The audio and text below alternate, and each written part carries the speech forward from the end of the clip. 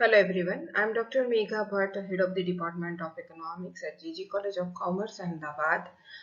Today I will discuss one theory of curves which has been given by Marshall and Edgeworth, and this is the part of the SY BCom Semester 3 International Economics.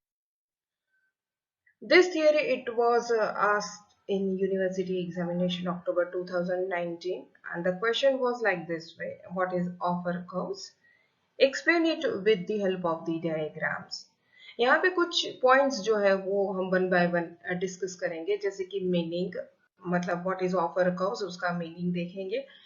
And this theory is based on the some assumptions, तो वो assumptions क्या है, और then explanation with help of the diagram, मतलब यहाँ पे diagrams तो होंगे ही, साथ में टेबल भी होगा। और फाइनली डिटर्मिनेशन ऑफ टीओटी, मतलब टर्म्स ऑफ ट्रेड जो है वो किस तरीके से डिटरमिन होगा। Mill's theory of reciprocal demand has been expressed graphically by Edgeworth and Marshall in terms of offer curves, and which also called reciprocal demand curves. मतलब कि मिल्स ने रेसिप्रोकल डिमांड थियरी दी थी, और उन्होंने एक्सप्लेन किया था कि how terms of trade is determine, और इसी के बेस के ऊपर मार्शल जो है और एजवर्थ जो है उन्होंने ऑफर कर्व्स को लेके ये थियरी जो है वो एक्सप्लेन की है कि किस तरीके से टर्म्स ऑफ ट्रेड जो है वो डिटरमिन होता है। So offer curve technique is explained how terms of trade is determined, and it can be derived with the production possibility line under condition of constant returns. यहाँ पे constant returns का conditions रखा है, और production possibility line जो है उसको यहाँ पे consider की है। The offer curve of any country shows various amount of a commodity that is willing to offer in exchange for another commodity at possible exchange. This theory is based on some assumptions, जो कि one by one देखते हैं। The first assumption, it is two countries and two commodities, मतलब यहाँ पे दो country है और दो ही commodities है। Absence of transportation cost, मतलब यहाँ पे transportation cost नहीं है। There is a free trade policy, it means there is no government interference or any other policies, यहाँ freely trade होता है दो country के बीच में। Factors of production are perfectly mobile, factor of production जो है वो एक जगह से दूसरी जगह पे या एक ऑक्यूपेशन से दूसरे ऑक्यूपेशन में वो जा सकता है, मतलब कि उसकी मोबिलिटी जो है this is possible over here. Theory is based on principle of comparative cost, जो कि डेविड रिकार्डो ने दिया था, ये क्लासिकल थियरी थी, और उसका जो जिसके ऊपर उन्होंने जो प्रिंसिपल को यहाँ पे इन लोगों ने फोकस किया था, उनको ध्यान में रखते हुए ये जो मार्शल एजवर्थ थियरी है वो एक्सप्लेन की गई है। And the last is complete specialization. यहाँ पे टेबल दिया है और उसका एक्सप्लेनेशन है, जैसे कि टू कंट्रीज की बात है तो यहाँ पे there are two countries, India and USA. Two commodities मतलब व्हीट एंड क्लोथ्स। सो जैसे देखा जाए कि इसका मतलब ये होता है इस टेबल का कि इंडिया जो है produces 20 units of wheat and 20 units of clothes with the help of the factor of production, that is labor, and same way USA जो है वो भी फैक्टर ऑफ प्रोडक्शन की मदद से 20 यूनिट्स ऑफ व्हीट को प्रोड्यूस करेगा और 30 यूनिट्स ऑफ क्लोथ्स को वो यहाँ पे प्रोड्यूस करता है। अब इसका इंटरनल एक्सचेंज रेशियो अगर हम देखें तो इंडिया का जो इंटरनल एक्सचेंज रेशियो है, जैसे कि आप देखो 2020 है, 20 यूनिट्स ऑफ व्हीट प्रोड्यूस करता है और 20 यूनिट्स ऑफ क्लोथ्स जो है प्रोड्यूस करता है, तो उसका इंटरनल जो एक्सचेंज रेशियो जो है इट इज 1:1 बनेगा, 1 unit of wheat equal to 1 unit of clothes. Same way USA का इंटरनल जो एक्सचेंज रेशियो जो बनेगा वो होगा 1 unit of wheat equal to 1.5 unit of clothes. ये इंडिया से एक्सचेंज रेशियो जो है वो दिया गया है, जहां पे यहाँ पे 2020 और बीच में जो बीच वाली लाइन है वो प्रोडक्शन पॉसिबिलिटी लाइन है, not curve, it is called line.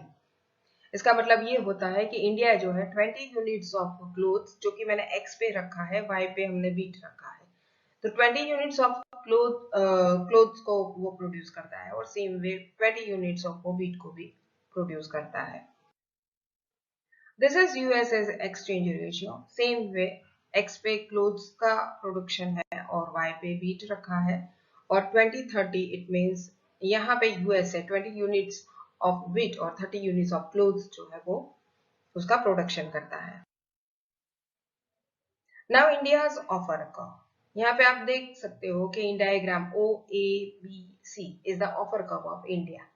तो जो पॉइंट्स यहाँ पे हम लोग देख रहे हैं ए बी सी, उसको ज्वाइन करेंगे तो हमें एक ऑफर कर्व मिलेगा, वो है इंडिया का offer curve. India is willing to exchange wheat for clothes at the ratio 20:20 up to point A. मतलब ए पॉइंट तक हम लोग देखेंगे, ए पॉइंट पे उस लाइन पे हम देखेंगे 2020 लिखा है, उसका मतलब ये होता है कि यहाँ पे इंडिया जो है वो 20 वेट जो है और 20 क्लोथ्स, उसके हिसाब से वो यहाँ पे उस एक्सचेंज जो कि रेशियो है उसके हिसाब से वो ट्रेड करने के लिए तैयार है। At B point, India offers 20 wheat, 22 clothes, and the ratio is 20:22. Or similarly, at point C, exchange ratio is 20:25. तो इन अदर वर्ड्स जब ए बी सी मतलब उसको ज्वाइन करेंगे ए टू बी और बी टू सी, तो इंडिया जो है वो offer the same units of wheat at in exchange of more units of clothes. मतलब उसको क्लोथ्स के ज्यादा से ज्यादा यूनिट उसको मिले, तो उसके लिए वो यहाँ पे वो प्रयत्न करेगा, ट्राई करेगा, और उस तरीके से वो अपने व्हीट जो है उसको ऑफर कर रहा है। अब देख सकते हो 20:20 एंड देन बी 20:22 एंड 20:25। तो 22 एंड 25 क्लोज अगर उसे मतलब इतने यूनिट्स क्लोज को ज्यादा मिलते हैं, तो उस तरीके से वो अपनी ऑफर जो है वो रखता है। सेम वे यूएसएस जो है उसका ऑफर कर्व है। सो OPQR is the USA's offer curve. USA is willing to exchange clothes for wheat at ratio आप देख सकते हो 20:30। तो यहाँ P पे 20:30 है, Q पे 20:28 एंड देन 20:25, ठीक है, R पे है। What is mean by these? इसका मतलब ये होता है कि USA offers less units of clothes for every unit of India's wheat. तो इंडिया का व्हीट तो उसको चाहिए, पर अब वो कम से कम यहाँ पे व्हीट जो है वो ऑफर कर रहा है। जैसे कि पहले 20:30 तो 30 यूनिट्स ऑफ क्लोथ्स वो देने के लिए तैयार था। नाउ वो मतलब USA offers 28 units of clothes and then 25 units of clothes for the 20 units of wheat of India. Okay, now here you can see कि दो ऑफर कर्व्स जो है वो ई पॉइंट के ऊपर इंटरसेक्ट होते हैं, जिसे हम लोग यहाँ पे इक्विलिब्रियम पॉइंट भी कह सकते हैं। So the point of intersection of the offer curves of two trading countries shows a price ratio at which there will be equilibrium in trade. ये प्राइस रेशियो बताता है, ठीक है, और यहाँ पे ये जो है दोनों कंट्रीज जो है वो ट्रेड करने के लिए तैयार है, ऐसा हम लोग कह सकते हैं। सो explanation In above diagram, the offer curves of India and USA intersect each other at equilibrium point. हमने E रखा है, E where the terms of trade between India and USA is determined. मतलब यहाँ पे terms of trade जो है वो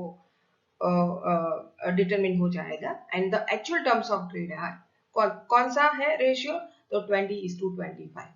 तो ये 20:25 है, ये जो टर्म्स ऑफ ट्रेड है या तो वो दोनों कंट्री के लिए यहाँ पे बेनिफिशियल रहेगा। तो both India and USA will engage themselves in trade at this exchange ratio, क्योंकि ये दोनों के लिए बेनिफिशियल।